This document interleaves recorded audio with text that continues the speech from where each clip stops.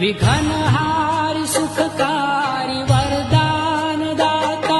खमा खोडली लाडकी लोक माता हृदय रे